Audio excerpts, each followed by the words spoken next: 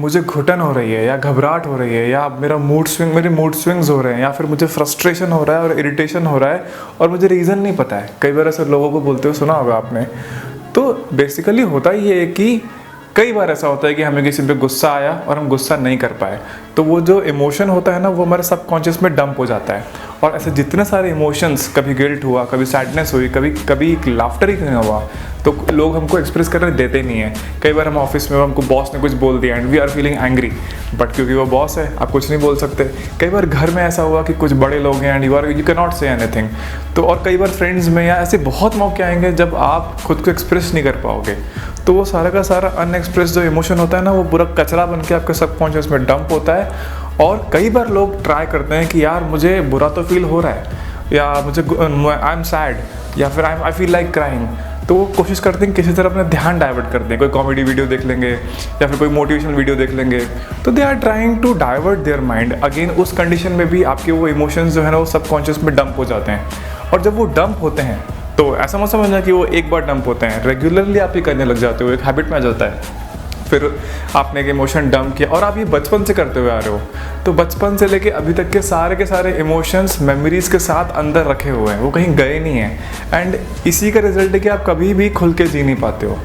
You always feel like कि something is there inside me, I am not feeling comfortable, something is there, क्योंकि वो अभी तक खाली नहीं हुआ है अंदर का कचरा पूरा। तो आपको उसको खाली करना ज़रूरी है। अगर सपोज कर लो कचरा 20 साल का, तो it will take some time. अब ये कचरा खाली करें कैसे? सो कई बार लोग क्या करते हैं कि इफ़ दे आर एंग्री, सो वो अपना गुस्सा कहीं और निकालते हैं किसी और के ऊपर, एंड द अदर पर्सन वो भी रिपीट करता है, वो गुस्सा किसी और पे निकालते हैं, एंड ये एक स्टूपिड साइकिल बन जाता है। तो this is a very stupid act. और अगर सेकंड केस में उसने अगर उस गुस्से को अंदर दबा लिया, उसने सप्रेस कर लिया, तो उस केस में अंदर ही अंदर एक जहर बन जाता है। तो अब ये सारे के सारे दबे हुए इमोशंस को बाहर कैसे निकालें? इसकी एक बहुत सिंपल सी टेक्निक होती है, पर आपको रेगुलर करनी है। टेक्निक ये होती है कि आपको हर दिन आप किसी रूम में चले जाएं या फिर टेरेस पे चले जाएं या फिर जहाँ भी आपको कंफर्टेबल लगे अकेले में वहाँ चले जाएं और अपने अंदर के इमोशंस को एक्सप्रेस कीजिए। भले अकेले में आपको अगर सैड होना है, उदास होकर बैठना है, उदास होकर बैठिए 10-15 मिनट, ज़्यादा नहीं, जस्ट 10 to 15 मिनट से आपको रोने का मन कर रहा है या चिल्लाने का मन कर रहा है, या 2 साल पहले आपको किसी इंसान पे गुस्सा आया था और आप उस पर गुस्सा कर नहीं पाए, तो वापस से you have to imagine that everything the scenario, और फिर आपको उस इंसान पे चिल्लाना है। You have to take your revenge, you have to, अगर आपको गिल्टी फील हो रहा है, रिग्रेट फील हो रहा है, तो वो हर एक इमोशन को डेली थोड़े इमोशंस जितने आप कर पाएँ, हर दिन इमोशंस को आप एक्सप्रेस कीजिए।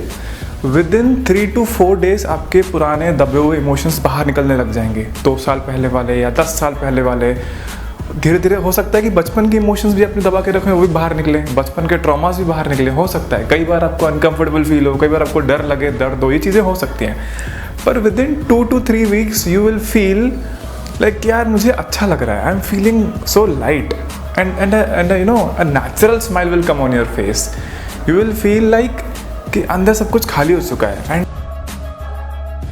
एंड उसके बाद सिर्फ वहीं तक बात नहीं रुकती। अगर आप उसको कंटिन्यू करते हैं ना, तो इन सारी लेयर्स के अंदर आपके बहुत सारे टैलेंट्स और बहुत सारी चीज़ें, आपके बहुत सारे स्किल्स भी अंदर दबी हुई होती हैं, वो भी बाहर निकलेंगी। नाउ जब वो बाहर आएंगे, हो सकता है a person is singer but उसको पता ही नहीं है, तो वो बहुत टाइम बाद जब वो एक्सप्रेस करेगा ना अपने इमोशंस को, तो उसको पता पड़ेगा कि यार मैं अभी तक अपने लॉजिक में इतना फंसा हुआ था कि मेरे इतने सारे इमोशंस हैं, मुझे इमोशनली क्या क्या अच्छा लगता है, जो मुझे एक्चुअल में पसंद है, रियल में पसंद है, वो तो अब बाहर आ रहा है। तो you can try this technique, but it will take some time and sometimes it uncomfortable, but just go through it and you will love it. हमारी कंट्री में हमेशा हमने माइंड पे काम किया है, बॉडी पे काम किया है, पर इमोशंस को कैसे डील करना है हमने कभी सीखा ही नहीं है। और ये तो मैं बेसिक टेक्निक बता रहा हूँ। There are many advance techniques which I will explain to you one by one. So one day you will get free from all those things and you will feel a kind of positivity जो कि दिखावे की नहीं होगी। ऐसा नहीं होगा कि you are sad inside and you are showing something else। वो ऐसी पॉजिटिविटी होगी जो अंदर से आएगी and you will be clean like a mirror। जो अंदर होगा ऐसा कैसा बाहर रिफ्लेक्ट होगा। That day you will feel like a human being and you have to reach at that point।